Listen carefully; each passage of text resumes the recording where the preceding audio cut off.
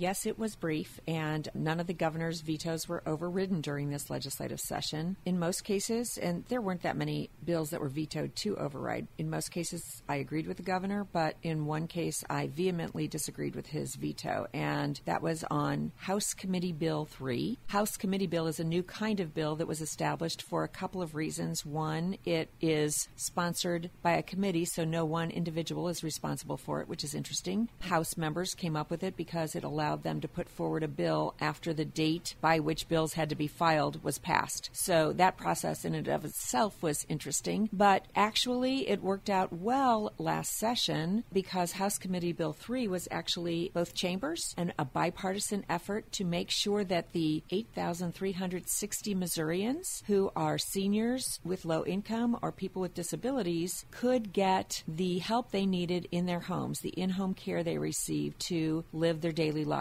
The interesting thing about that bill was where the funding came from. The a little bit over $35 million came out of some funds that we have in the state treasury that are unused and untouched. Actually, hundreds of funds that come from all kinds of places, including professional fees and registration fees. And these funds add up to actually over $3 billion just sort of sitting there untouched. People like Representative Lavender and Senator Sylvie and Senator Curls found these funds and said, let's utilize them to make up this $35 million gap so these over 8,000 people can receive the services they need to help them live independently and with dignity in their own homes instead of being forced to be institutionalized in some way or sent to nursing home care, which is also very expensive to the state of Missouri. So the governor, even though this was bipartisan legislation during the end of session last year, and we were all very sort of pleased with ourselves for finding a solution for these people who need a little bit of help, and the governor vetoed that bill, and his veto message talked about the fact that this was only a one-time solution to this problem, and that was not good enough. And so a lot of us who are really puzzled about that veto questioned that and said, well, a few things about that. First of all, this one-time solution gave these people the continuing care that they need in their homes so that for the next year they would be safe while we worked on and came up with a new solution. Also, as you know, our budget is revisited year after year. We come up with a new budget for the next year, so this situation is no different than every other year when nothing is guaranteed for the year going forward except that we will pay our debt. We could have helped these people and bought ourselves the time we needed to look at a long-term solution to funding these needs. So let's talk about some of the people that need this kind of care. These are people who get services to maybe help them get up and out of bed in the morning to go through their day, and then at the end of the day they need help getting back into bed. Or these are people who need their blood pressure checked regularly to make sure that they stay healthy and out of the hospital, which again, Missourians are going to pay for if they do have to go to the hospital or emergency room. These are people who may need to have their medication checked every day to make sure that they're taking what they're supposed to on a daily basis. These are people who may need to be turned a certain way so a bed sore doesn't ulcerate and cause them to end up in the hospital for some kind of an extended stay. So these are real needs of real Missourians, again, to help them live independently with dignity and just give them the little bit of support they need to do those things. And many of them are working people, so they are productive members of our communities and society, and this is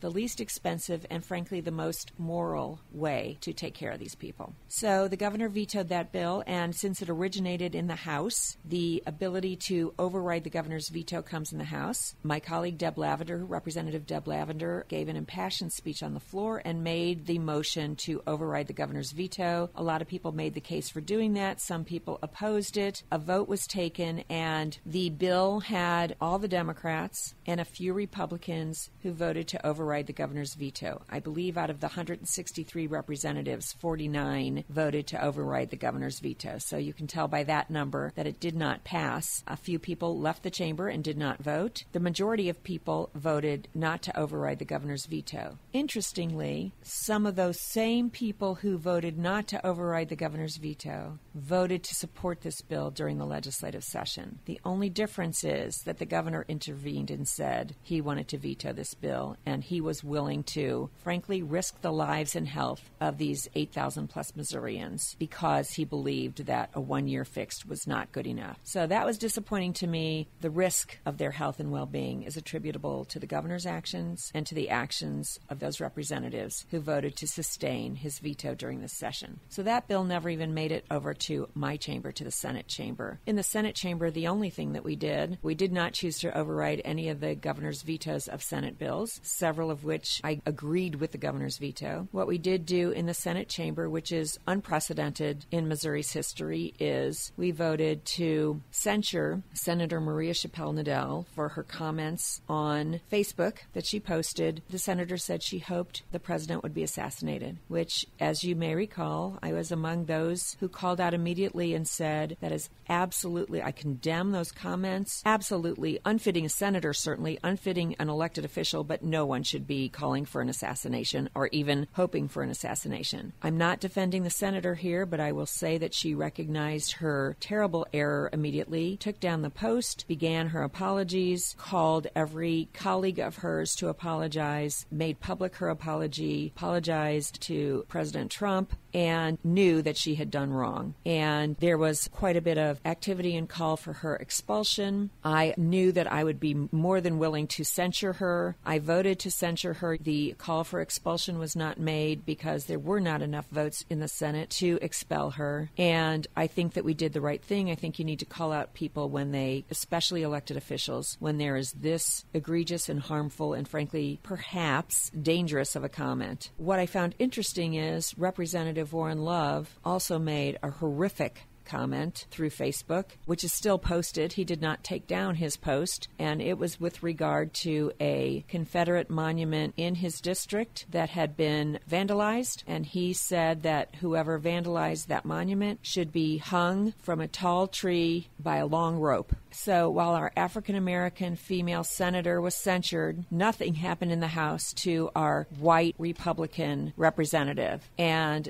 people have said, well, is this divided by race, divided by chamber? I think that's up to all of us who are out there to decide. I think that the House needs to step up and do the right thing with Representative Love, and if they choose that a censure or a remonstrance is the correct way to handle it, I'm fine with that, but certainly those comments need to be dealt with also, and to just ignore it and turn our backs on something like that when we have gone to the extent we have with Senator Chappelle-Nadal is not equal treatment and almost hypocritical on the part of the legislature. We also swore in a new Senate member, Senator Sandy Crawford, who is a former representative. I think she lives in Buffalo, Missouri, and she has taken former Senator, now Lieutenant Governor Parsons' place. So we've welcomed our second female Republican senator to the chamber, and it's always nice to have another female in the chamber. We're certainly in the minority. I think that's pretty much all that has gone on. We ended session after that, and,